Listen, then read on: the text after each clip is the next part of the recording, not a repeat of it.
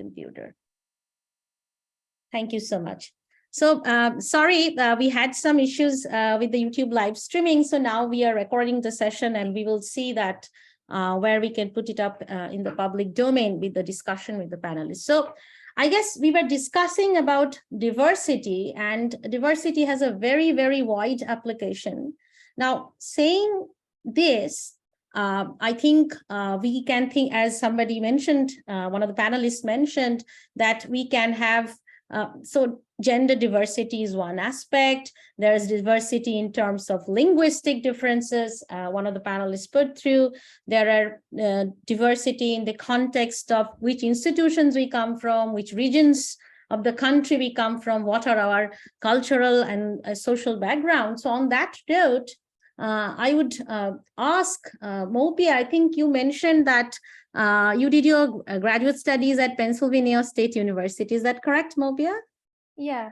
So do you mind telling us a little bit about if you find any differences, similarities in the environment, because that was a different country. So since we are talking about diversity, so you did your graduate studies in the US, and do you see that there are differences, similarities, strength, weakness that you feel when you have moved back to India? Is there some experiences you want to share with us?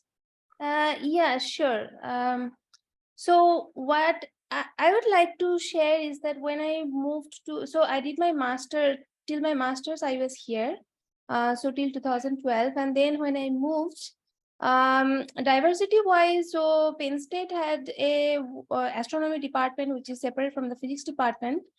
But there were, at that time, I was like the only Indian student there. And everyone else was from US. So the diversity in that aspect, the international aspect, especially, say, to be very frank, like the brown people were very less in number.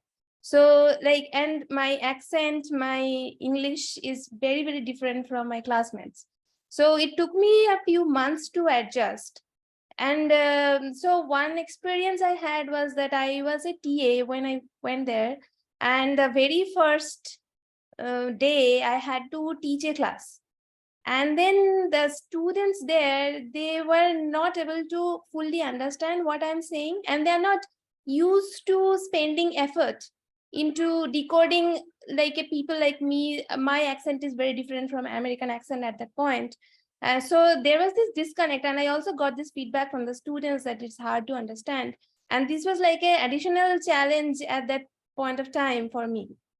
So, but I mean, later on, it became much easier. But I would like to speak on the linguistics barrier front. And then when I moved to Switzerland, I was in the French-speaking country. And I again faced this language issue that when we would have like many colleagues, it's very easy and natural for all the colleagues, if like 10 of them are speaking in the same language, they would speak in that language only. But like there would be one or two people who don't speak that language and they feel left out. And this has happened to me. And so when I come back to India, so it's much easier for me here because I do speak Hindi and English. So right now I'm in Maharashtra. But sometimes I do see this, that maybe it should be shared widely, that if you are in a group, try to include everyone linguistically, because it's very easy. Even I did that when I was younger, and I did not have this consciousness in the back of my mind that there were a lot of Bengali people in my class. So often we would speak in Bengali when there was like one or two people who don't speak Bengali. But it was somehow never, it came to me when I was in MSc or BSc that it's not good for them. They are feeling excluded. And this sometimes it happens to me here also. I mean, people may be talking in Marathi or Malayalam or Tamil or whatever language. But since it's a very, very multilingual country, and it's quite easy to stop and switch to a common language if we really put an emphasis into the training, or we have a discussion about it at the beginning of when the grad students come. Yeah. Yeah, That was- so that's my experience. So that's great, Mopia. So you actually told us about the cultural barrier that you faced, particularly in terms of linguistics, and and as I can completely share this feeling with you, because it's the same for all us. And talking about Bengali, I have to apologize that after I saw the panel, I saw that a large fraction of the panelists, including the senior people and the junior people, as a large fraction are actually Bengalis, although the institutions are sort of spread out over almost. I've tried thinking that to spread them out all over India, but the representation has been not so uniform in terms of regional representation. So we have to be very careful whenever we are in a decision-making position that we take all these concerns very carefully, as Mopia suggested, that nobody should feel excluded. So on this note, I would like to now invite Harvinder, because she has been, like me, in a teaching institution, teaching cum research institution.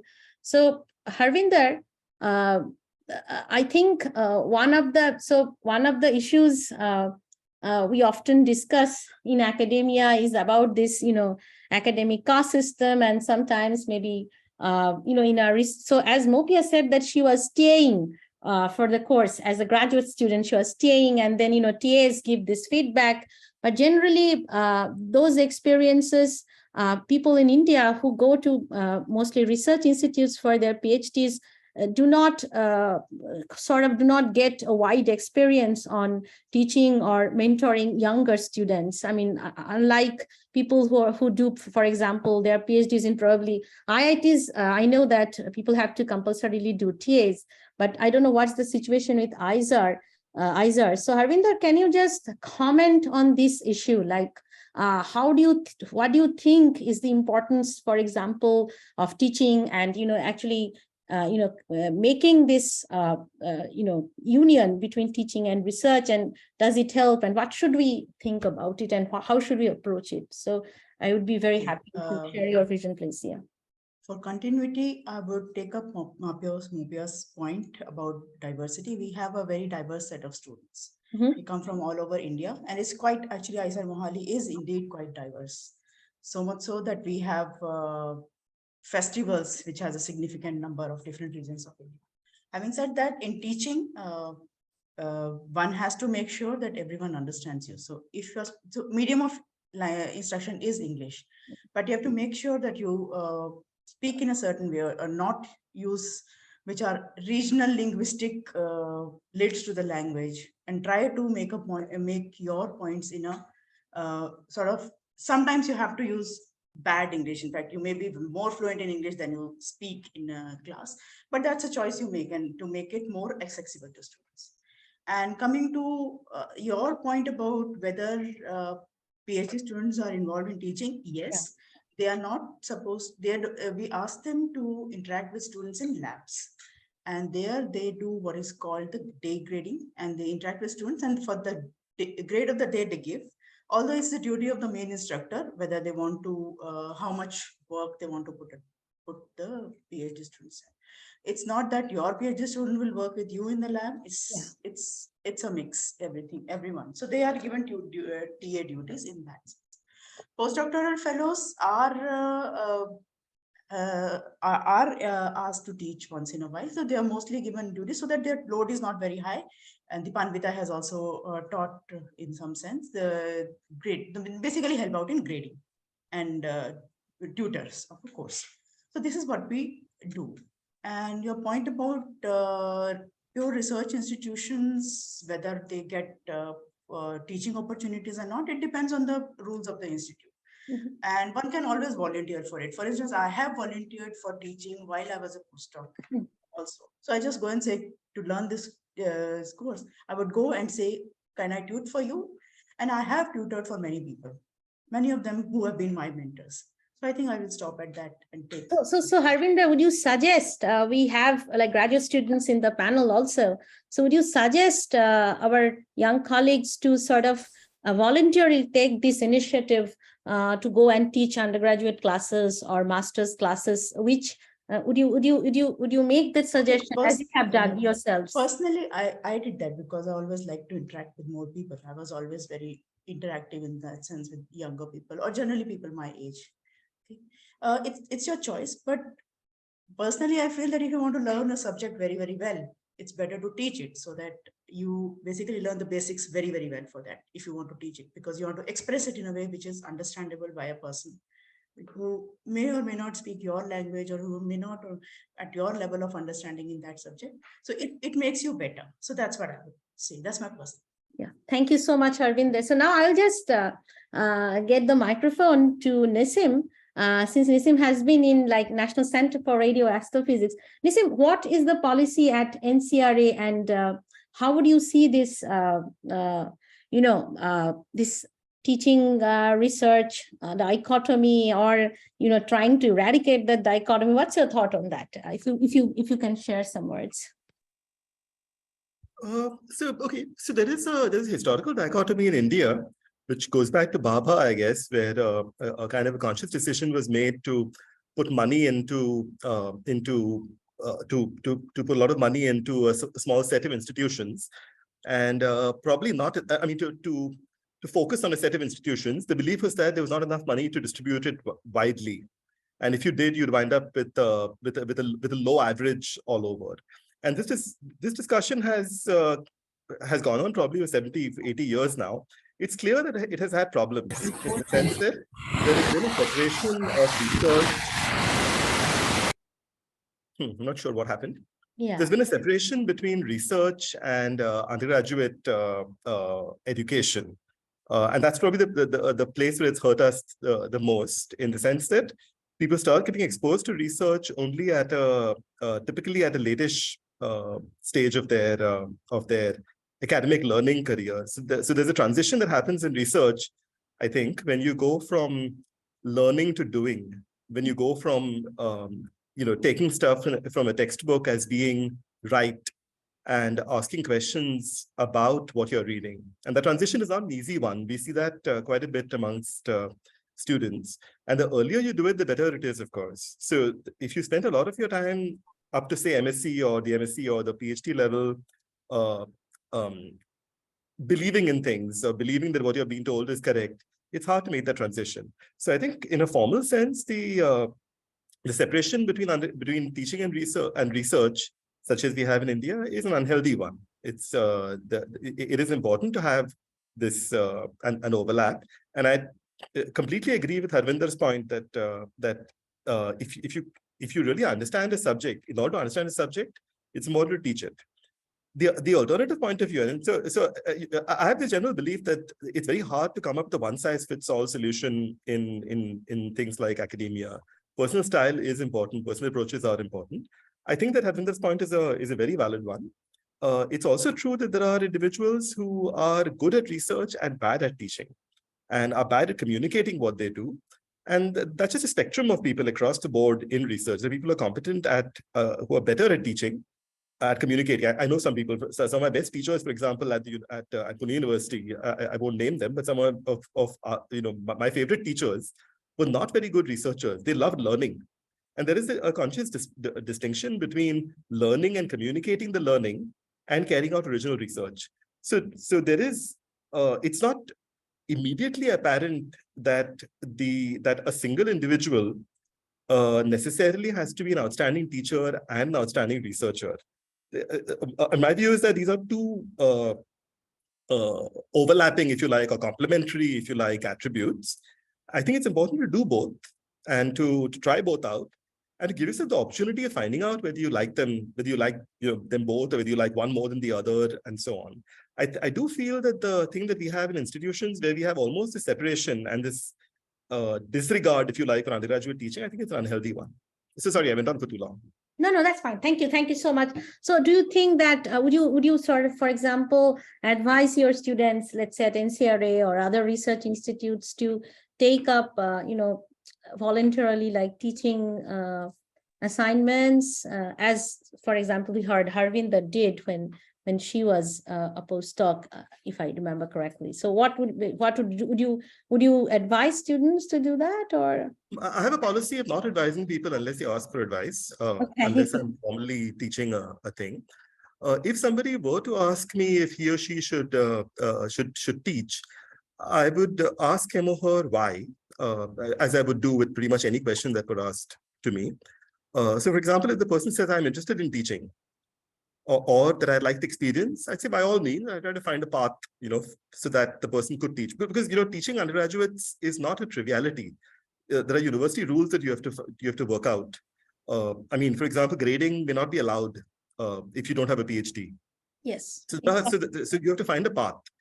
If the purpose is to, and so I would ask the question of why do you want to do this? And there is a balance, as I said, because the balance is that suppose you're teaching a full course, for example, right?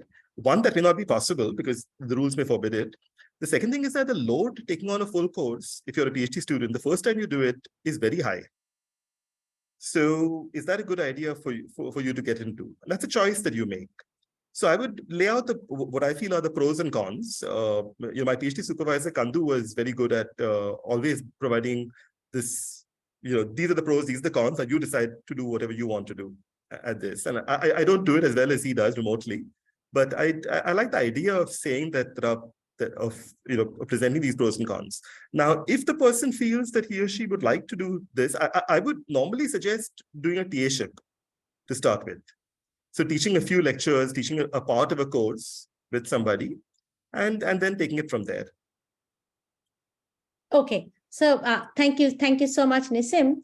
So talking about, since we are talking about institutions and institutional diversity, I would now invite Shushmita, who is here with us from Presidency University, so to share, because she is in a university environment and a place which has in the last 10 years just transited from an undergraduate college to a full-blown university. So Shushmita, would you like to share some of your experiences here, the good things that you thought were useful, and any challenges you have faced, or anything you want to bring out about your academic experiences so far? Because you have been at Presidency, and I know that it's kind of challenging there because the resources are definitely sometimes not comparable to many of the other peers who can get. So Shushmita, do you want to tell something? Hello, could you hear me? Yeah, Ms. Shushmita, is it okay? We can't hear you again. Is it okay? Hello? I can't hear actually. Can others hear you, Shushmita? You can switch off your video if you want. Hello, hello. Is it now okay? It's very low. It's very low. Sushmita, if I can, interrupt. You can try joining via your phone, I think, instead of the laptop. It might help. Okay. No, I think there is an audio issue with her. Okay.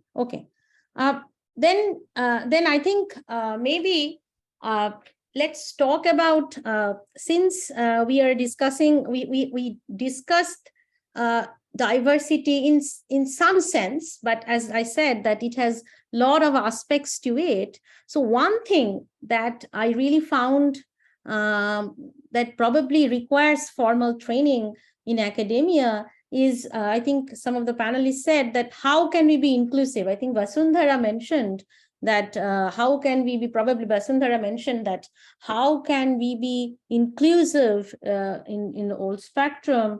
So telling this, I would ask Prajwal, because even in casual conversation, it's sometimes likely that in a group we are making a casual conversation, maybe in a conference, maybe not even in a conference, maybe in the tea table or wherever, where it's possible that we say things which can actually be quite exclusive, and it doesn't go well with the academic environment of the place or anything. So would you like to comment that what should we probably advise not just our younger colleagues, but generally what should be sort of the norms or understanding in the community, that what we can say in a conversation, how to be, so maybe I'll put it this way, that how to be inclusive in our interactions with our colleagues in the professional community. So do you want to share some of your views? Firstly, I think that overall and by and large, if we look at institutions and practitioners across the country, there isn't an acknowledgement that there is a problem of lack of inclusion and of how our everyday behavior in the workspace perpetuates that sort of thing. So that is a problem, but that is a problem that the senior academics need to address. So I personally don't think there is any way around educating ourselves about this, because we are all brought up in a society which is inequitable, which has diversity but stratification, and we are all brought up to accept that sort of stratification, both in action and in climate. So I don't think there's a way around education.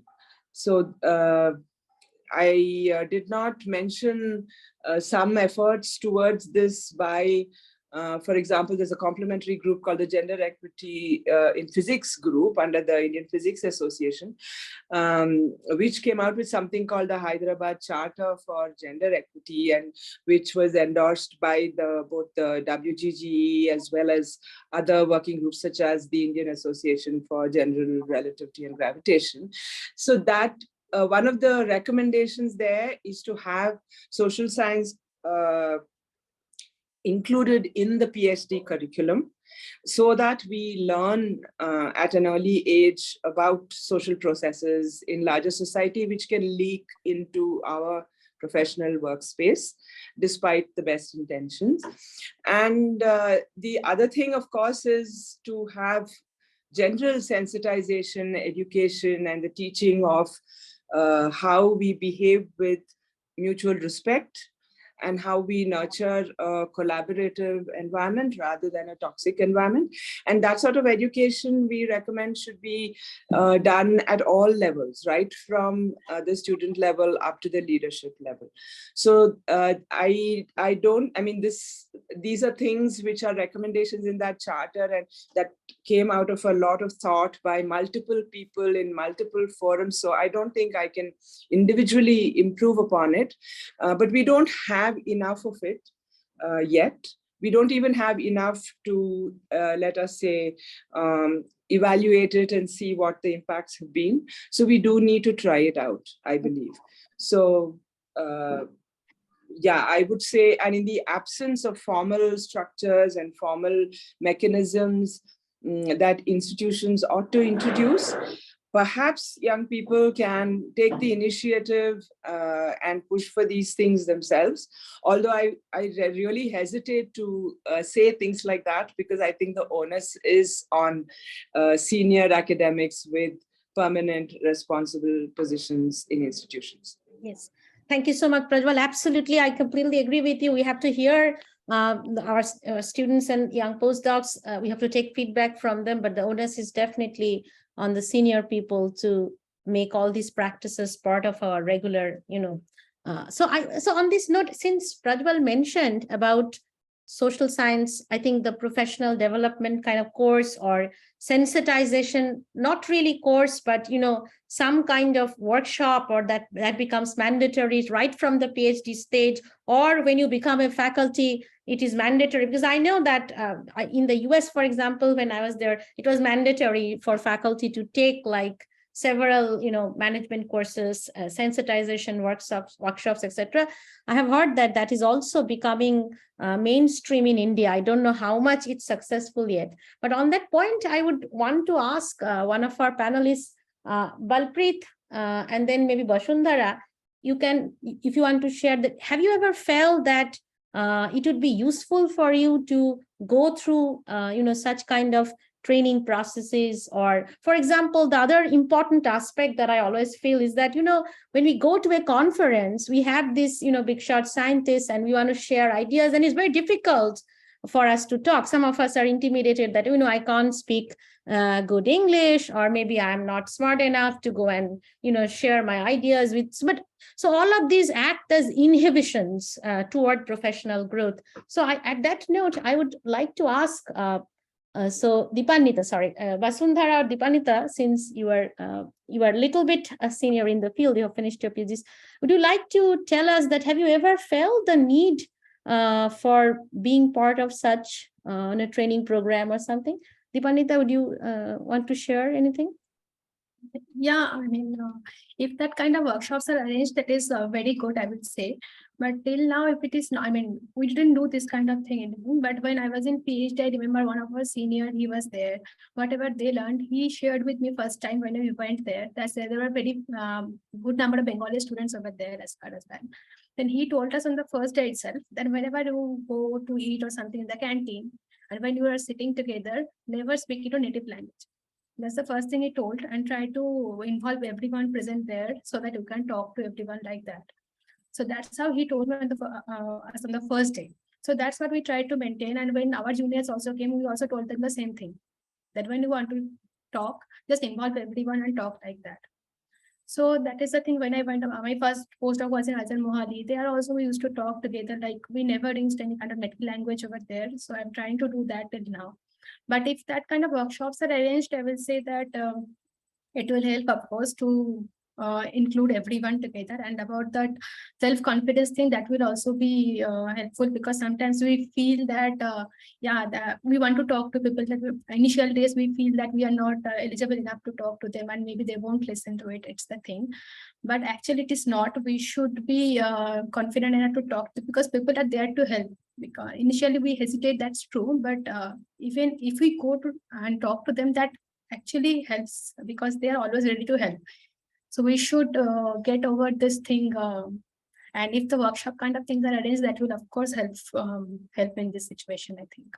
Wonderful. So Vasundhara, do you want to share some of your views about it?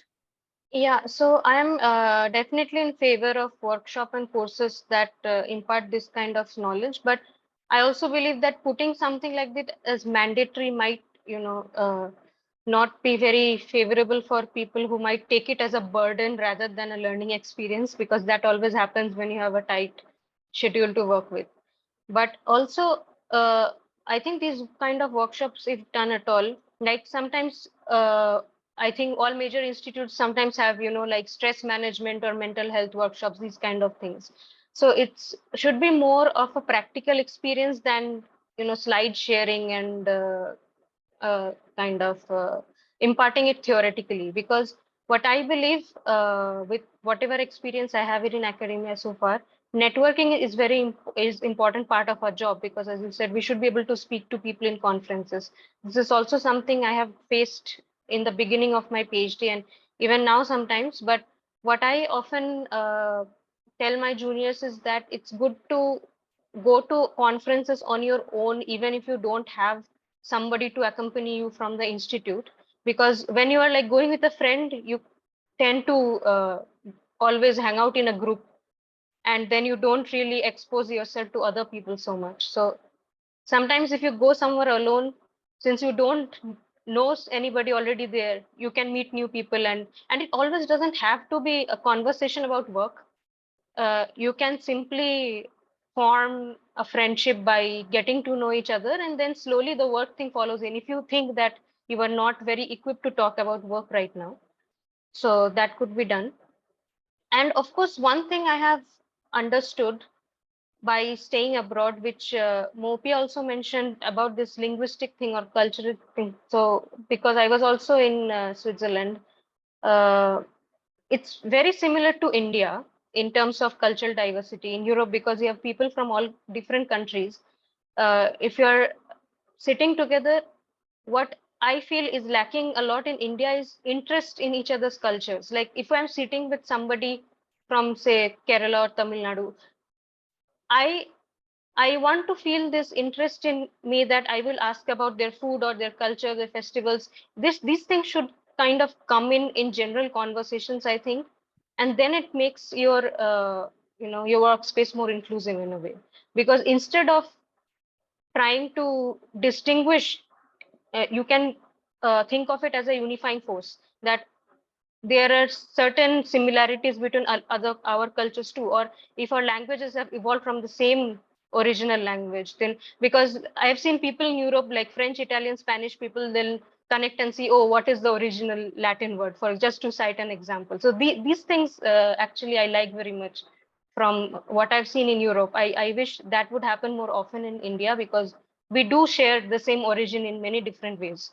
So yeah, that if there is a workshop or something, I would like someone to talk about this also. Oh, that's great. Thank you, Vasundhara. So maybe Balpreet and then Avik, can you quickly tell us that have you ever felt the need for some, not just understanding, linguistic barrier, or as some of your colleagues said, but generally, have you ever felt that other than direct academic support, have you ever felt the need for, professional, formal support on other professional aspects of the scientific community? So Balpreet, do you want to share anything specific to the panel? Yeah, before that, I would like to comment or add something about the discussion about inclusivity. So I feel that like talking about exclusivity would be more helpful if it is targeted in some ways. Like the approach to become more exclusive in a setup would be different depending on what we are, what we want to achieve. Like, for example, if we want to become more inclusive in terms of the caste distribution or gender distribution, then the kind of things we would do would be different than just be more open while talking to each other. Because like, for example, for caste representation, if there is not enough representation in an institute, then just making ourselves more aware won't be very helpful, because there needs to be more representation of the people who can talk about what problems they are facing. So I think, like, in general, saying that we can make, like, for example, in such cases, I think statistics or doing the numbers would be very helpful, which some people in which people have been doing in astronomy. What are the numbers and so on.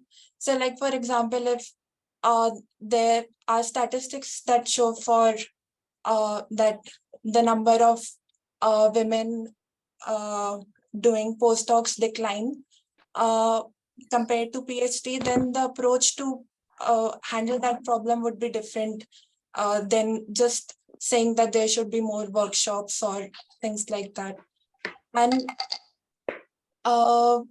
And talking about could you, Suchetna, could you repeat the question you had asked? The question. So I think the question is that have you ever felt any need for sort of like professional development course where you are being explicitly taught that how to, let's say, manage stress, or how to be inclusive in your communications, or how to be, how to let's say go in a conference and talk to people, how to improve your communication? Have you ever felt any need that a formal training, a formal discussion, formal course type or workshop type of discussion would be helpful? Or is it just that you pick it up from your colleagues as you go along the way?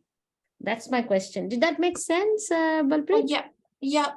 I think it would in general be helpful to have such a discussion, like more like, one of the problems is we at young stages, people, women especially, faces the self-confidence and critical evaluation of one's own abilities and so on. So if, like, like if it is generally that we use a more balanced metric than just comparing ourselves to other people,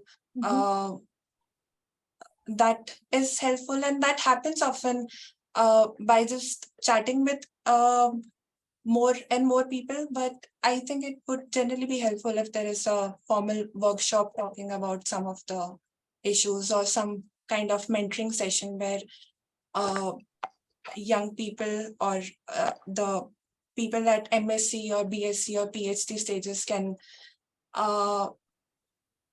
work out how to evaluate oneself, but not in an overcritical way, but in a balanced way, and what would be useful. And That's great. That's great, Balpit. So maybe Avik, do you want to share your views about it? And then we will go to Sudeshna. So if you have any Okay, suggestions. so the need for this type of conference is very much helpful to for the students. So I can share my experience regarding this. So one problem, the main problem I faced in my PhD, that to choose a suitable project for me, So because I had no experience of PhD work or project during my MSc days, and this sudden jump into the research area or field made me little confused. Though I have overcome this by little and little effort. So my main work is on data analysis and modeling part. So persistence is very much needed for this work, this type of work. So my take home message from this experience is you should do some internship before PhD to get some idea about that research field, and the persistence is very much needed, and do some also do some collaborations in PhD, and it will be a nice journey. And the main thing is competition, so don't compete with others. We should not do that, and because collaboration is any day better than the competition. Okay, so thank you so much, Avik. Sudeshna, do you want to put forward something that in this regard? Yeah, so I would like to add another point on this. Yeah, I am in favor of like arranging workshop. So including time management, like how to, like once we join PhD, we don't have the view for 5 years, and especially for us, like from IISER Tirupati, which is relatively new, and we are the first batches from the institute. We don't have any seniors to look up. So yeah, so this timeline is a struggle for us. So in the beginning of the PhD, if we have like idea, okay, we have 5 years time when you have to complete this, so that will be good, I think. Yeah, wonderful. And also, yeah, and also another thing is, yeah, maybe this is I don't know, maybe the writing skills. Some I think some workshops are there regarding that, but more on writing skill, like writing competitive proposals for like facilities, like international and national facilities, how to use. Suppose in ALMA, JWST. So some Indian, we already submitted proposals in JWST, but putting that in the bigger, like who already submitted, so they have some idea how to do that. So making some common group and discuss all those, so that we can propagate it to others, we can use more those facilities. Yeah, that like my point adding this. Thank you so much. So we heard some very interesting points that our young colleagues have raised. Now I would now go to yeah. So Rival, you want to say something? Want to add something, please? Yeah, I wanted to respond to very quickly to some of the points which came up. So one thing was, one major point is that when we are talking about these workshops and all that, we are talking about them as a sort of whole suite of things outside of the regular PhD curriculum. But I think that confuses the issue, because professional development has come up, writing skills have come up, counseling has come up. Whereas when I talked about having workshops and education, I was specifically talking about equality education, not about self-improvement kind of things. I mean, writing skills, time management, etc. The writing skills are now part of the PhD curriculum in many, many places, and they should be a part of it. That's kind of a no-brainer, actually. But I was talking about something different, something that aims at improving the climate, not in improving individuals, not in making us better at our work, but improving the climate, our institutional climate. So I think we should not confuse the two kinds of things. And, professional management is one suite, which was not something I was talking about at all. I was talking about equality education. Second point was about it being mandatory and how that could be seen as a burden, etc. The point is, it should become mainstreamed to the extent that a skill or ability or capacity to behave in a respectful manner in order to make the climate inclusive should be part of our qualification. So, for example, we don't allow somebody who doesn't have a master's to do a PhD. So it should be like that. So it cannot be seen as a burden. It's not something extra. It is part, it's just like, we do a medical test when we enter a PhD program because that is thought of as necessary. We don't think of it as a burden. It's like just part of the normal course of things, right? And secondly, unless it is mainstreamed, it will never be valued. It will always be seen as this fluffy, sidey kind of thing, which is not important. Thirdly, I wanted to respond to Balpreet's point. I think it's a very, very important point that she raised, that when you do not have diversity, what sense does it make to learn about it theoretically? My response to that would be that we do need to address both. So one does need to address the lack of diversity in the distribution. However, one also, I think, needs to have this equality education in order to educate people who are there about their privilege. Because unless that happens, when the student body or the faculty body becomes more diverse, the privileged people don't know how to behave. So unless they learn about their privilege, they will land up perpetuating whatever it is, sexism, casteism, hegemony of English, all of these things. So that's what. Thank you so much, Prajwal, for pointing this. I completely agree with what Prajwal said. And I was going to bring that to the point that, yeah, it should not be taken as a burden at all. I hope that when people are saying that it comes as a burden, they fully are not probably understanding that on what context we are talking about it, because all of us had to go through such kind of, professional, because when I started TAing, I had to go through courses that how am I supposed to behave in a class. Now the two important points I think came up. One is about representation. The other is we always have this argument, about, sometimes excellence cannot be compromised. I mean, there is this global war, there is this war that I see in the professional community that I always hear something, we can't do that because that's going to compromise our excellence. Yeah, it's fine to be diverse, but that doesn't mean. So on this note, because this is a hot debate, I don't, because I have heard that all over coming again and again. So on that note, I would want to ask Nisim, what is your take on that? Like, do you really think that diversity and excellence has any conflict? Or, for example, I believe that diversity actually enhances excellence, but I have seen people arguing in the opposite way because no, we don't, we have to only care for. So Nisim, would you like to share your views on that? So okay, what so is, yeah. Let me be a bit direct over here. I think that the question is almost meaningless in the sense that the reason I think it's meaningless is that I don't think most of these quantifications of excellence have any meaning. Mm-hmm. So therefore, if you say diversity enhances excellence, I don't know what you mean until you define what the word excellence means. So I have not seen. Let me finish. But I think that I think this is an important point. Yeah. And I think words like excellence are abused far too often.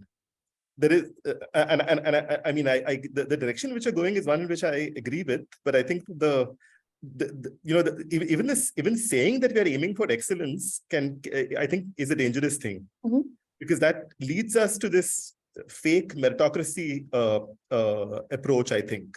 So I would not say that diversity implies excellence. I would say diversity is an extremely useful thing. And there have been studies that have shown that diversity actually enhances the quality of science or the quality of intellectual thought. Yeah, that's what I exactly meant. Excellence actually have no meaning to me, quite honestly, in this, because I don't think that we have a way of quantifying this. Then it's usually this thing that, oh, we have this wonderful community and we are excellent and we want to keep it this way. So, but I feel that it's important to make the point that there have been studies that have shown that if you bring in people with different views, with different approaches, the quality of the work or the ability to come up with innovative ideas does improve. And that is probably a reasonable metric in science. So therefore, I think the diversity by itself, it's almost a triviality, right? That if 50-70% of your population, like say in India, we have this highly upper caste biased academic system. We have certainly a lower than 50% balance in academic institutions based on gender. So we are not, more than 70-75% of the community is not part of our academic system. At which point the issue is, let alone diversity, you're just not, the community is not contributing. It's not contributing, they're not allowed to contribute. This is unhealthy, full stop. So I think it's a no-brainer that diversity is foundational. You need to get as many people involved as possible. And that's about it. That's absolutely right. So I think the whole idea is that talent is like distributed all over the society. So we really cannot exclude a large section of the community, because we need talented and creative people to come and contribute to the community. So as I think that's what you meant when you said that we are excluding. I think Prajwal has something that she wanted to. Yeah, Prajwal, you want to make a comment, please? Yeah, I think the reason that people say these statements that you were quoting, Suchetana, I mean, I completely agree with Nissim, but the reason people quote the statements you quoted is because in India, we somehow culturally as a society, we have begun to associate the word diversity or reservations with the idea of dilution of merit. But the truth is that the reservation policy and diversity policies are effectively an admission of failure of not having addressed both historic and contemporary oppression in our society. So because we weren't able to address that, we now have to involve diversity and reservation policies. So the thing is, that is why a sociology course becomes critical, in order to teach us that this is not about dilution of merit, it is about acknowledging historical and contemporary oppression, which then leads to discrimination. Discrimination within academia, within the criteria of merit, within all of that. And I mean, there is no need to reinvent the wheel. As part of all this gender equity work, we have published papers which show that the meritocracy is flawed. That is exactly what Nissim was also saying. What we are calling merit, that concept itself, the way we've defined it, the way we implement it within academia and within physics, more than I would say other disciplines, is flawed. So it's also this whole semantics thing. And so coming to grips with that does require a rigorous engagement with the issue. Yeah. That is why sociology course. Thank you so much, Prajwal.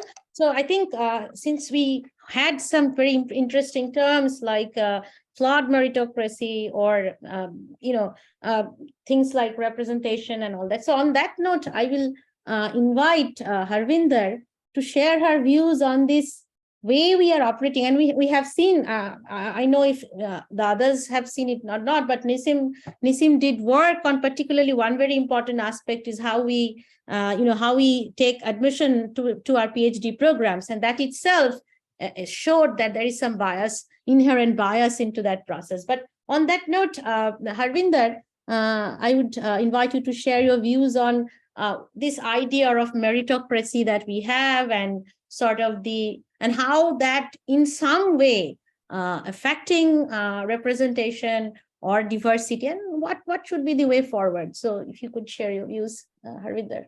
Okay, I agree with what Nisim and Prajwal have just said, that it gives you a meritocracy viewpoint. As I said, first of all, there is a reservation policy by the government of India, if that is followed to the letter. So that is basically a trailblazing thing.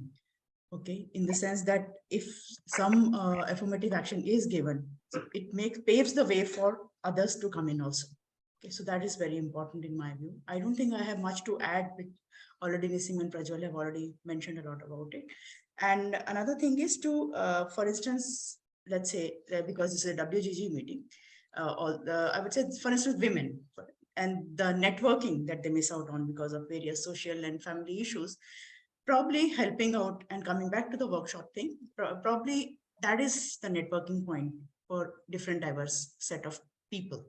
Okay, and that I would propose as one of the things to be done. Thank you, Harvinder. So since we have been talking about representation and working in diverse groups, one of the very important things, particularly in astrophysics, it's very important, it's important in all of physics and all of science, is that once we have people in a group from diverse socio-cultural backgrounds, other kinds of diverse aspects. So we have a big group, a LIGO collaboration or the CERN collaboration, the LHC collaboration, even in astrophysics, when we work together as a scientist, as colleagues. So working in a group, for example, requires all of these skills to understand other people's perspectives, that, as Prajwal pointed out, that I might be privileged in this aspect, but that certain other person might not have, gone through that privileged experience. So on that point, I would like to ask you, maybe we should start with Harvinder, that what do you think are the essential aspects that we should nurture ourselves, we should train ourselves so that we are much better equipped to work in groups? And how should we envision this concept that, yeah, we have to work with people who will not be like us? So how do we navigate with that idea? What's your thought? This is related to the question, first, the issue that has been raised, how do you interact with people of different diverse backgrounds? And this has also been mentioned in earlier, that we have to know about other people with different language groups, different this. One thing I would like to add is, don't assume things about, let's say, a particular language group or different set of people. Ask them directly if you would like to know about more of them. It's better to ask directly. About work also, same thing goes, you ask the person directly. And in a conference or something, you approach the people. If they are not free, you fix up a time. These kind of little details that can be basically learned on the job. Coming back to the question of interacting with different people, as I said, researching about them already.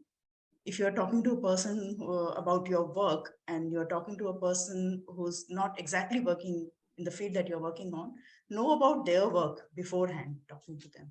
In fact, that is what makes a discussion more meaningful and progressive in that sense. Some progress can be made in a fruitful discussion, is what I mean by this. Great.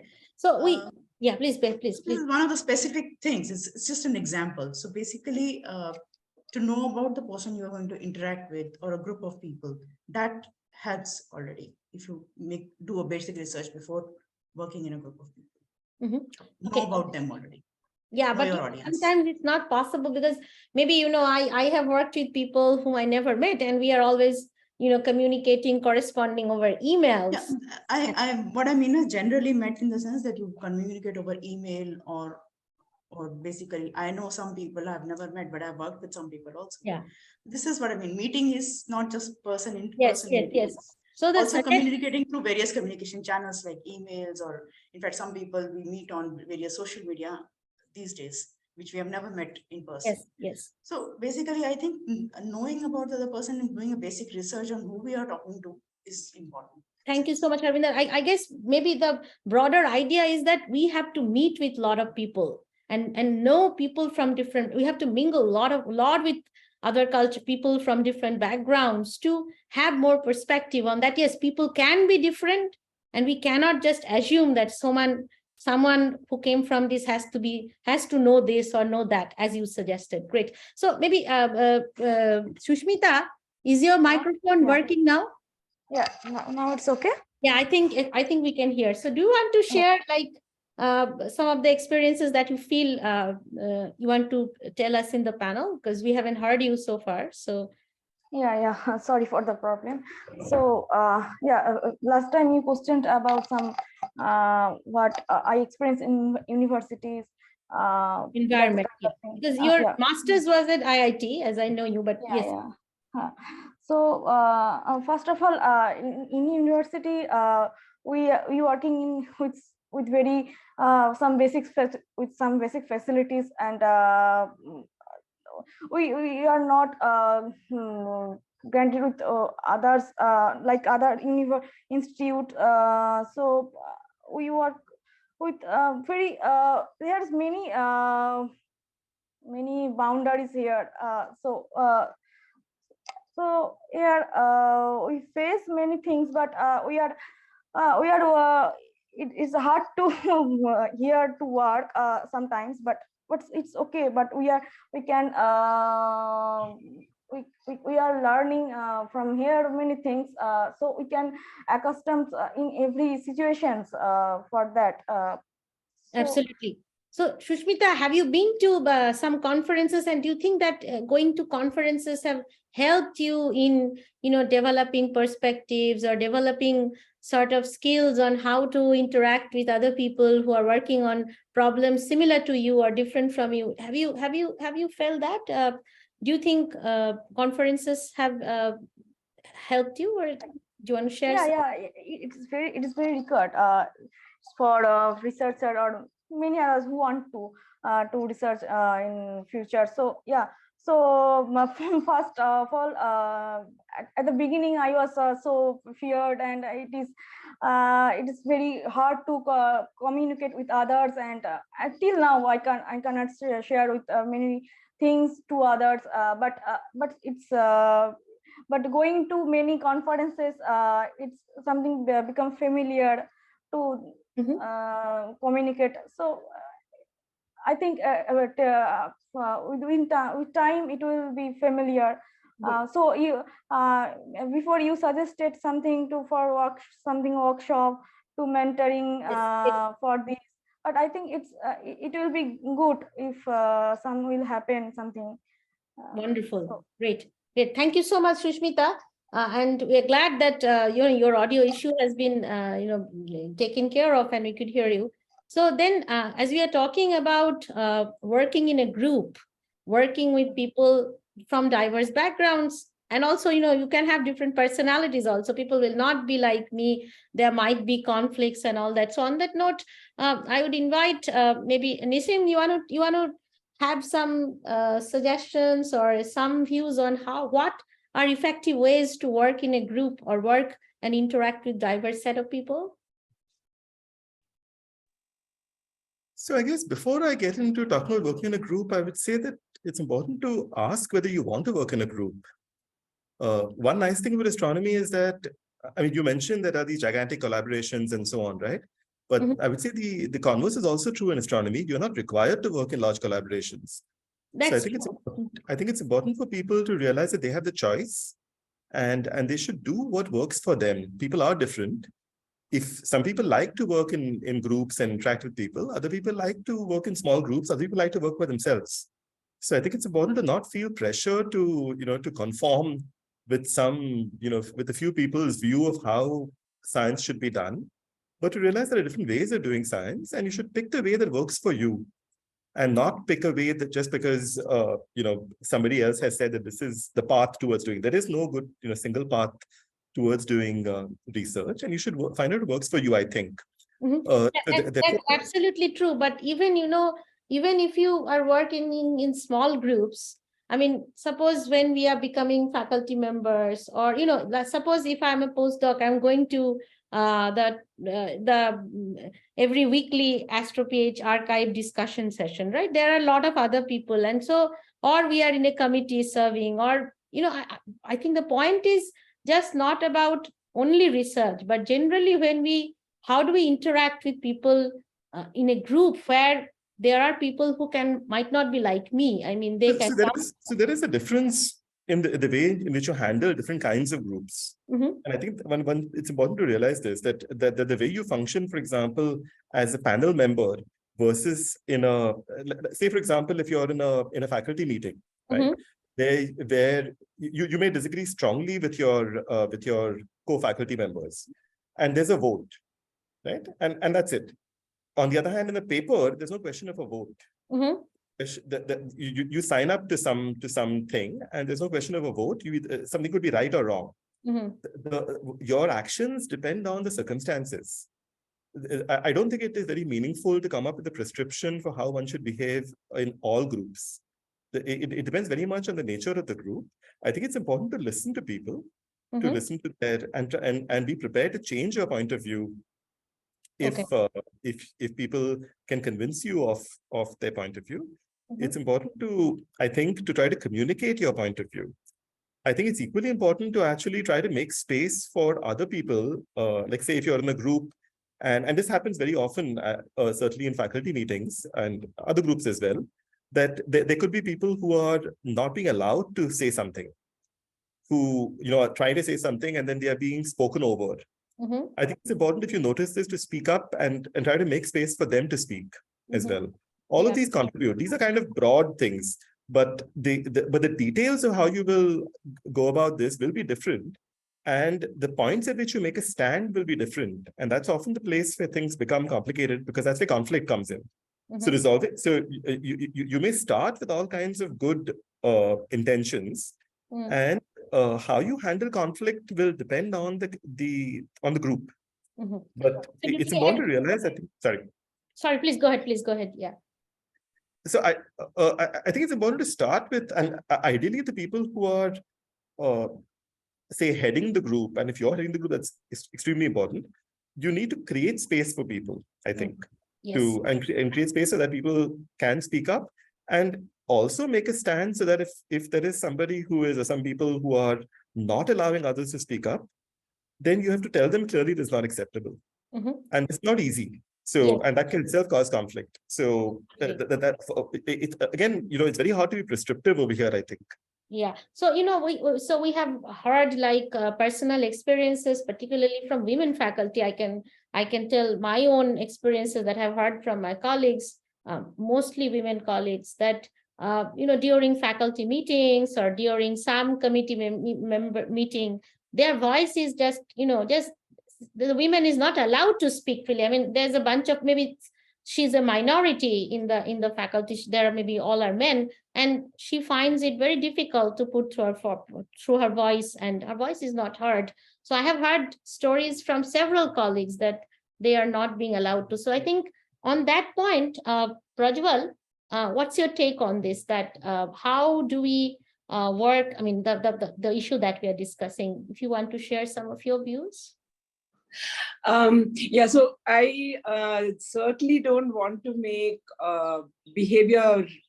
give behavior tips. And the reason is not just that they are not okay, but that I want to try and be mindful, at least, that each of us, we think that we as a person are immune to discrimination. We are immune to talking down to others. We are respectful. We are all of these things. So we assume all these things, each of us, but we should remember that our social upbringing steers us in the opposite way in all these respects. So then it brings me back to this whole idea of equality education and teaching mutual respect and all of that. That is, one point. Another point is, I think that when we try and look at this question, it should sit on the bedrock that we are all in the business of knowledge production, and that is a public good, which is humanity's heritage. So if we sort of keep that in mind, rather than the sort of nitty-gritties of the here and now, which could be, how do we get this paper out before our so-called competitors get it out? Because that, I think, muddies the waters a lot, and that changes the dynamics of the group. Of course, this is not up to the younger people. Again, it's up to group leaders and PIs and so on to set the climate. But I think that would be an important thing. So where it becomes relevant for young people, I think, is in choosing what group you work with or what institution to work with. So I would say it is important to choose groups and institutions which have more nurturing, less competitive, and more collaborative climate, which is not something you get on the web page. Which is something that you only get by digging deeper, talking to people who have been already there, and all that sort of thing. And the other thing, which again connects to the whole issue of equality education, is the idea of sort of bystander training, because a lot of this bad behavior or talking down to or making the climate not nice and toxic happens because a few people who do it get away with it, despite the fact that a lot of people around them don't like it. There's a lot of people who cringe at what is happening, but don't have the skills, perhaps, or whatever, I don't know what to call it, to speak up and say, no, that's not okay. Even though you're not so it shouldn't be up to the woman you spoke about who gets talked down to, or maybe somebody from a religious minority who gets mocked at, or a person who is getting oppressed by hegemony of English. It shouldn't be up to them to do the protesting, or so people advise, right, grit yourself, be strong, etc., which is correct, not that that's wrong, but I think the onus is not on them. And if there is since you brought up the women thing, I just want to say that if there is only one piece of advice that I give differently depending on the gender of the person. So I tell all young women who are trying to get into academia, never ever make cookies and bring to work or offer to make the coffee, ever. And if somebody suggests that you do it, you just respond saying, why don't you do it, please? So. Thank you. So thanks a lot, Prajwal. So maybe this is just a quick question for all the panelists, and maybe the answer will be short from all of you. So I was being taught when I used to take all these workshop sessions or online training programs, that whenever you see something, maybe it could be sexual harassment, or it could be some inappropriate unconstitutional word that came up in an email, or anything that you find is you are uncomfortable with or you don't like, you have to point it out. So the institutions were asking, we had to train and we had to learn that, no, you have to always point out. If you don't find something appropriate, you must point it out. But I have seen that in our community, it's quite rare, because as you said, that the bystanders that come because people are scared and afraid that, oh, if I do, I'll be victimized. I will be, somebody will look at me. This climate of fear prevents people from doing the right thing. So what would be your advice? Because we have so many young people in the panel. So what would be your one-liner? I mean, you spoke about never bring cookies and coffee to the young women to your workplace. But if you see things that are, I think Nisim also pointed out that in a faculty meeting, when you see that someone is trying to, put down someone else, just say that, no, let them speak. So, and the bystander approach. So what would you advise our young colleagues that what should be their approach? Should they be very proactive? I'm sure they should be, but please, if you can just tell us a couple of lines about what should be their stand on these issues, that would be helpful. So maybe Prajwal, Harvinder, and then Nisim. Let's reverse the order because I just spoke. Okay, very good. So Nisim, Harvinder, Prajwal. Nisim, please, quickly. No, let me defer to Harvinder. Okay, Harvinder, please. Yeah, I can go after Harvinder and then Prajwal can. sure. Harvinder, please. Maybe I missed out on something, but could you please think- just specifically? Yeah, the point is say- that what would you advise that if you see something wrong is happening, what would you advise our younger colleagues that they should officially report it or raise their voice, protest it, or because the bystander, that problem is a big problem in academia. Most people don't like bad behavior, but they just don't have, they always feel that I'll get victimized. I'll be the one person, if I speak up, others will keep quiet and I'll get victimized. And a lot of wrongdoings keep happening because of this approach, because people fear, not just young people, even senior people I have seen, they say, oh, if I do, I have to take all this ordeal. And the things go for generations, the same problems keep propagating. So what would be your advice on that? The fear is not unjustified. That is true. Another thing, but if you think you are right and there is a conflict, you basically just say your point, repeat it in the sense that reiterate it once, twice. You have to basically stand your ground. And that's the only advice I can give in this. Wonderful. You have to stand your ground if you are confident that what you are saying is absolutely right. So you should believe in yourself and stand your ground. Thank you, Harvinder. Nissim? Okay, so I would go about it in a slightly nuanced way. So the way I would start is that the problem does not start with an incident. It starts with when you join a place. So you need the background in the institution, the confidence in the institution. So the approach which I would suggest is to start by looking for groups around you, looking for people around you who have similar perspectives, and to also try to bring people together. So for example, like say in this thing, right, there are two things that are important. One is the victim, the person who's actually had supporting the person who has had the direct experience is one. The second thing is, what do you do about it? What do you do about it in the sense of, because these are not necessarily the same thing, in the sense that the providing support to somebody versus taking up the matter and getting a retribution, are not on the same page. So the approach that you might take in the two might be different. For example, reporting a problem, the person who has to do the reporting is often the person who has had the problem. Yeah, the victim. Right? So it's not exactly the same thing to say that, okay, I've seen something, now I'm going to report it and take the matter forward. You may not be allowed to report it. I mean, in the sense that if and this has actually happened in NCRA directly, that if you report something and if the person who has had the issue doesn't want to go forward, it can be complicated. Yes.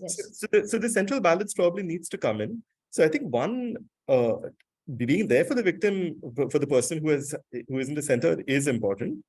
Beforehand, having a feeling for which people in the institution will be willing to support such a thing is important. Having a support group is important, both for you and for other people. So I think all of these probably will influence could influence your behavior. My general thing is that these things are not easy, in the sense that it's very easy to tell somebody that, look, you should behave like this. And that's not easy, because your own complexities will come into the matter, how you handle difficulties, and that can cause immense strain on you. So yes, I think it's important to say that one should support people in a difficult situation. It's really important. But now, something that was mentioned a little while ago, I think Prajwal mentioned it, that the idea that a person who is herself or himself in some situations part of a group which has been discriminated against, now people saying that, okay, look, you didn't support this other person when he or she was in that situation, this is not good. I think that's also unhealthy. So I think it's important to look for the strength to support each other in these things. Try to find the strength, and try to find that strength by working together, by looking for people who will also support you in your attempt to support people. Okay. It's not easy. I mean, I think. Absolutely, it's not easy. Thank you, Nissim. So Prajwal, maybe then before we move on to our younger people, yeah. Please. Yeah, so I would just add to whatever Harvinder and Nissim have said. I think Harvinder's, I think the two are at two different sort of skill levels, and I would go one level further. So it is more difficult to implement, but I think that should be done, which is choice. I mentioned this earlier also. Choice of the institution you work with, of the group you might work with. And for younger people, as I said, you won't get the answers on the web page for sure. So you will get it by talking to people who've been there. You might get it from other pointers, such as, for example, what is the gender ratio of faculty in that institution or in that group? What is your sense of the stratification? And I also tell people that, when they are looking for groups, they should also ask questions like how much autonomy will they get as early career members in a certain institution or in a certain group. How much autonomy will they get? Because today, when you're a postdoc, especially in the West, you get research grants, you have full autonomy to take decisions on spending those grants. You run meetings as part of large collaborations. Typically, postdocs run meetings, which might include, Nobel Prize winners to PhD students, and they manage these meetings. There's all these kind of experiences that postdocs who've gone abroad come with. And so it is important for them to ask these questions of the institutions in India. Will they have that kind of autonomy in the institutions in India? Will they be able to take PhD students? Will they be able to take internship students? If so, how many? Will some, boss have to sign off on spending requisitions? And if so, what and how? So these kind of questions people, I think, do need to ask. I think younger people today tend to look at institutions by some kind of overall ranking of prestige and maybe individual researchers and how many Nature papers they publish or something like that. But I think those things don't tell the whole story. So that is what I would say.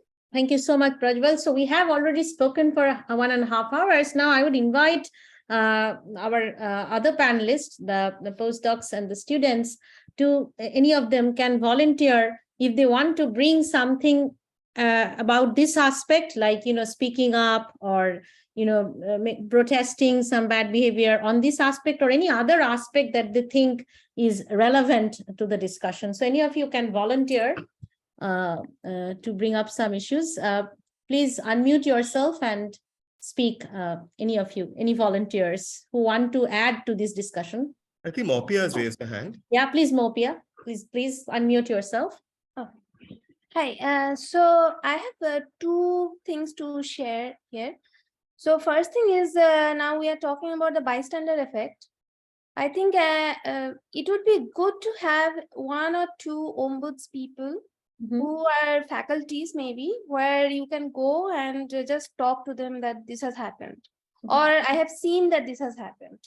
It doesn't necessarily need to be very formal, but that there would be person who you can openly speak to, and they would be friendly. And then, since they're a bit more senior people, they can advise you how to go about it. Do you go to the dean or department head, or go to the police, or what is the next step should be? So that can be a guideline or a guide person. These can help, I think, a lot of people, because a lot of young people, they don't know what to do if this has happened. And like they say that there is a justified fear that I'm a PhD student, and say something happened inside the group. If I report it, then my PhD would be jeopardized, which is not unheard of. Yeah, so I mean, there should be a safe outlet, but it needs to be done by the institute itself. Absolutely. And yeah, it needs to come from the top. Absolutely. And one other thing that we were discussing before, that how to engage in a good discussion with a diverse group of people. I think it's important to know about your privileges as well as your disadvantages. I see that there are many times there are discussions about women in science, and that there are certain things that we are disadvantaged group, but there are many access of privilege And there are other access where we might be quite privileged with respect to a lot of the population of India. Say like, I mean, your mental health, if you are mentally healthy, if you are fully able, you are not disabled, you have like you have your parents and your home life is secured. That's one access of privilege. And like you are like moderately wealthy, and you are like you are not on the LGBT spectrum. These are all like privileged spectrum of things. So I think these things need to be discussed, and people need to be aware of it so that they know that what there may be many invisible things that your colleague or your friend has to deal with. It may not always be very black and white.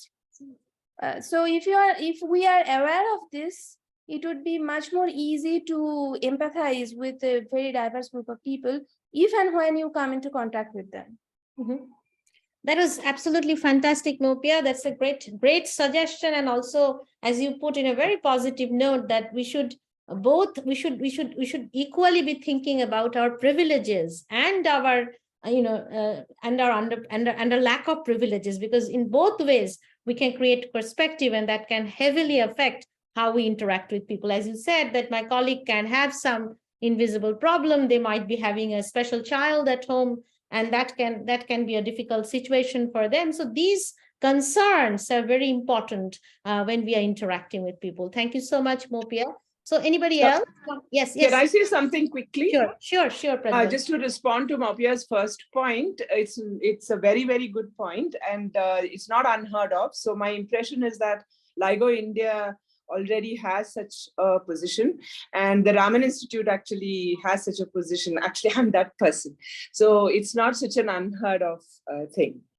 Absolutely. Thank you so much. And we are very glad to hear that you are that ombudsperson. And so I hope that as we are discussing, that institutions should have the onus, and they should be very proactive in making practices mainstream, so that, I mean, it should not be the onus on the people who are part of the community. It's really our institutions and senior people who should be very proactive in having practices so that people don't feel discouraged to report a problem, and they don't feel that there is an environment of fear, as our environment of fear or environment of toxicity, etc. So anybody else? I think somebody raised a Nisim, did you raise your hand or?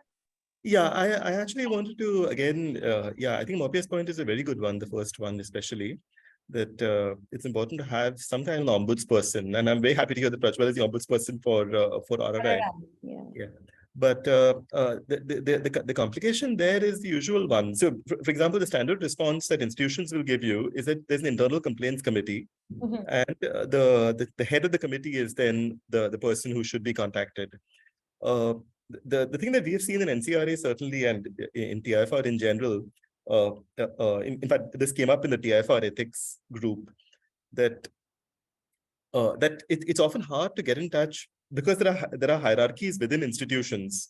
For a person who is a PhD student, for example, even to get in touch with the ombudsperson, who might be a colleague of suppose you want to complain about a faculty member, the ombudsperson may be a colleague of the faculty member, at which point that can get complicated. So it's good to have an external ombudsperson, I think, who is less connected to the institution.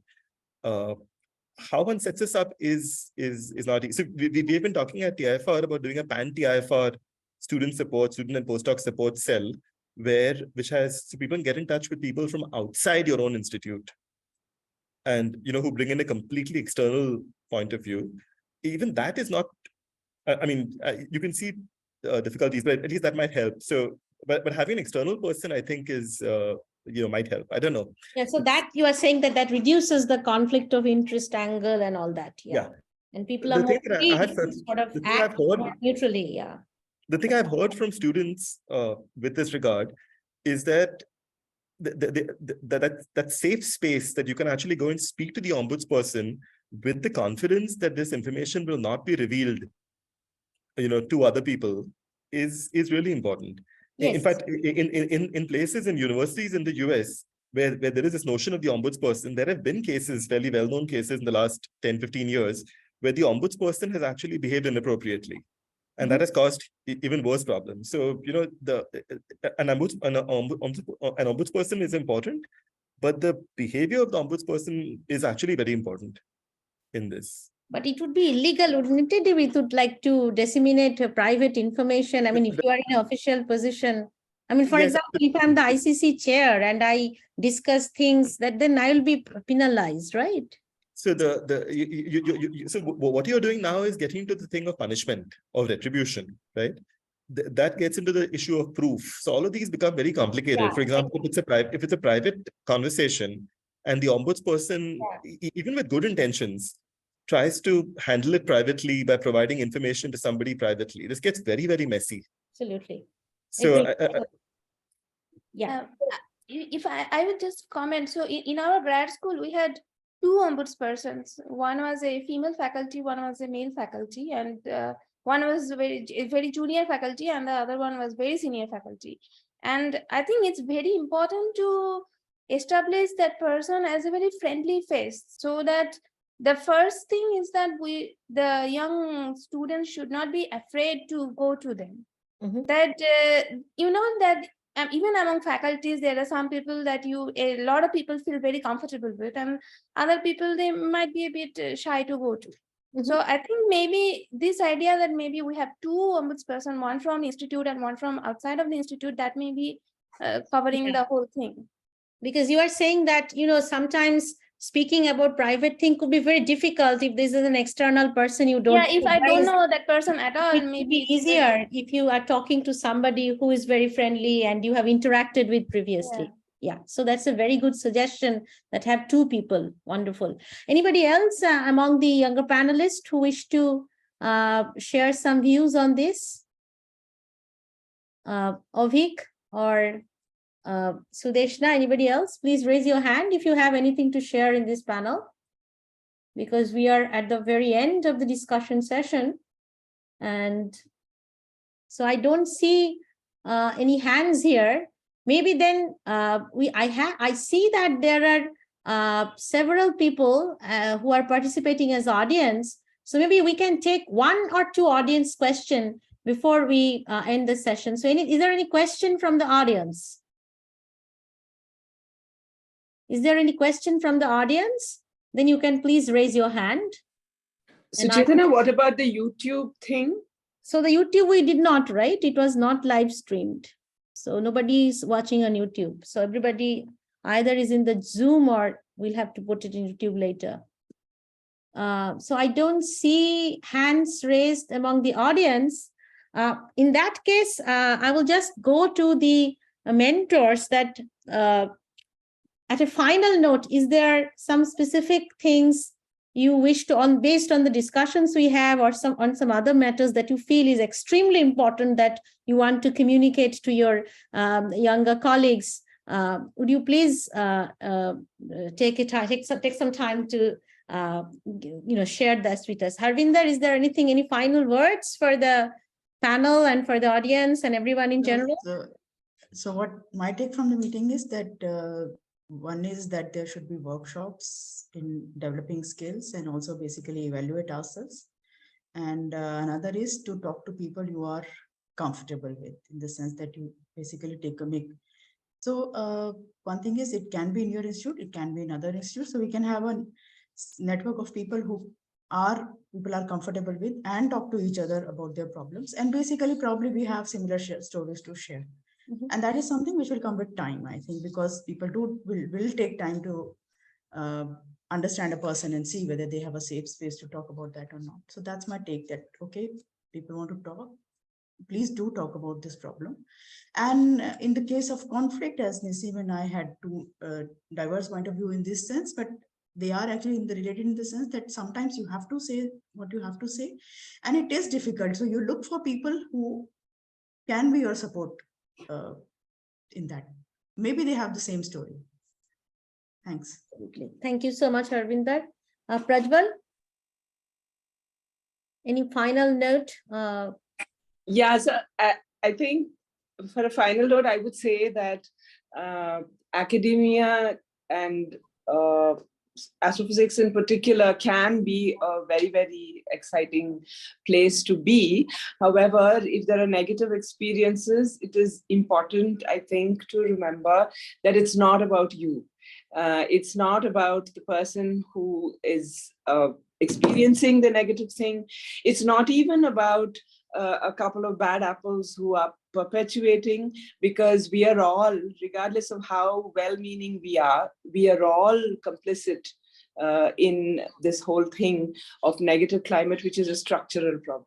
So when people look for solutions, when people suggest, why don't you do this or why don't you do that to mitigate the problem, that is sort of barking up the wrong tree, and we really need to address it institutionally.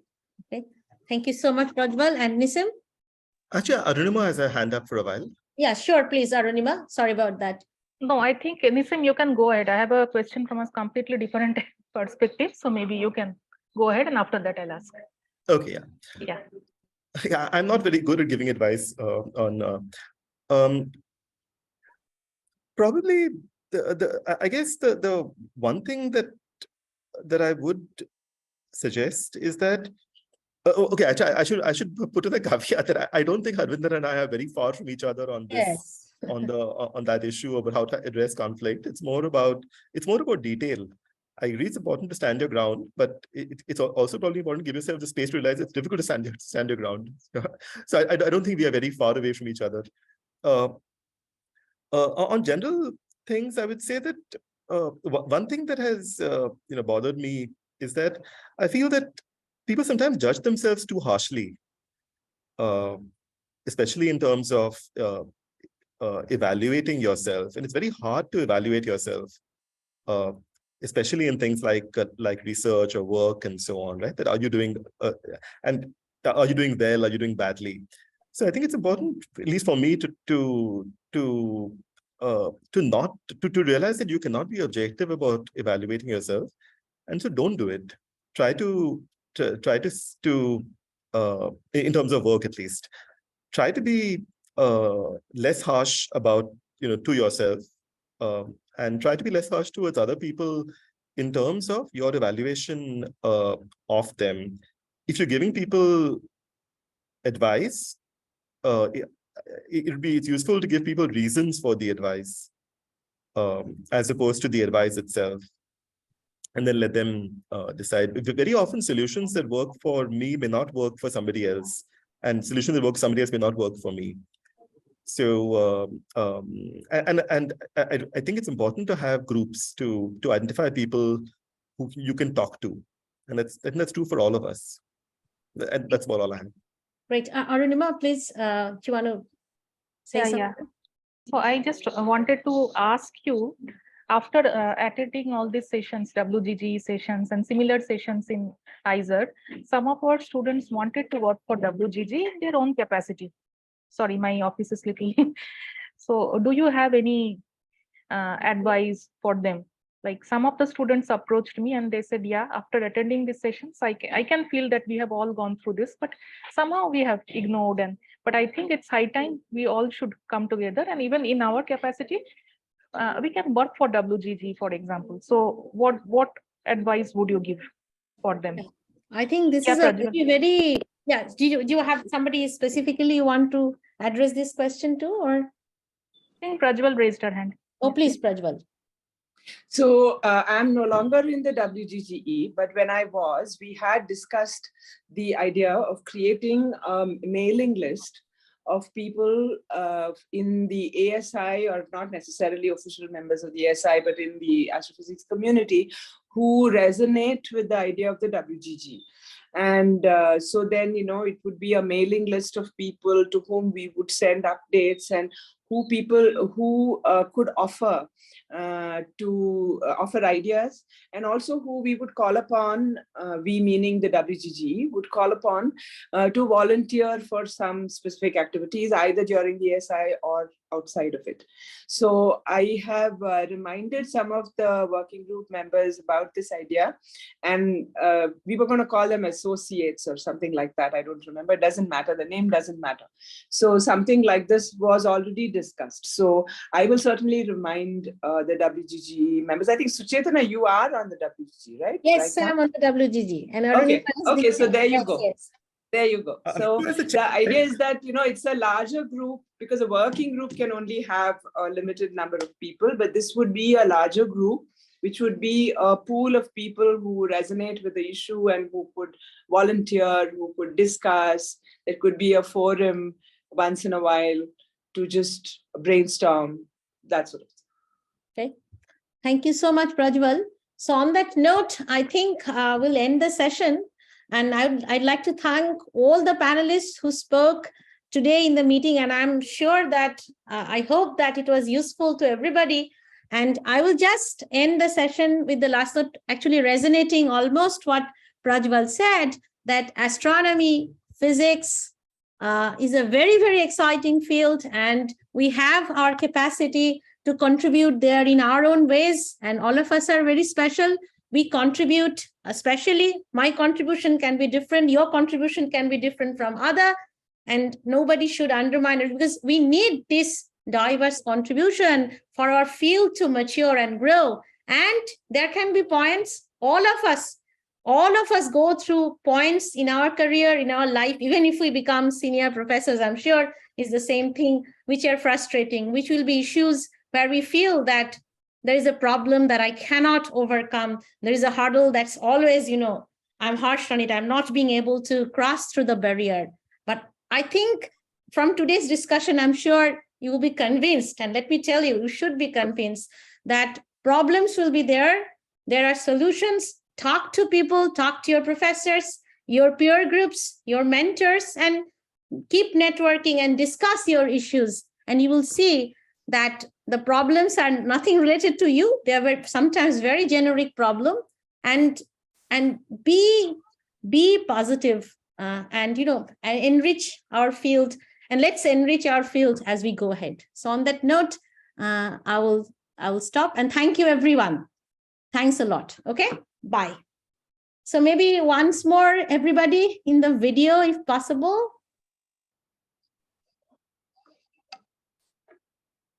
You should take a picture or whatever it's called. Somebody take a picture, screenshot, right? I'm so low, I don't have, I'm not so tech. I will do it. You'll do it. Thank you, Arunima. Yeah. But the others should come on. Don't go away. I'll say. I'll tell you. And also thanks to the audience who were there hearing us for 2 years. I hope that you have gotten something from the discussion today. So they could also put their videos on. Yeah, that's possible. Can the audience who are there in the panel, in the discussion panel, switch on their videos, please? If they like. Yeah, if they want. Yeah.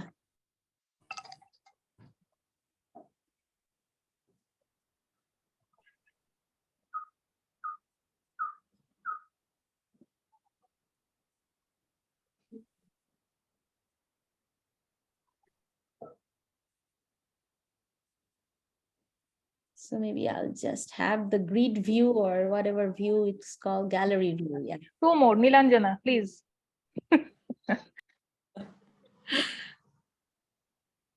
Nilanjana, are you there?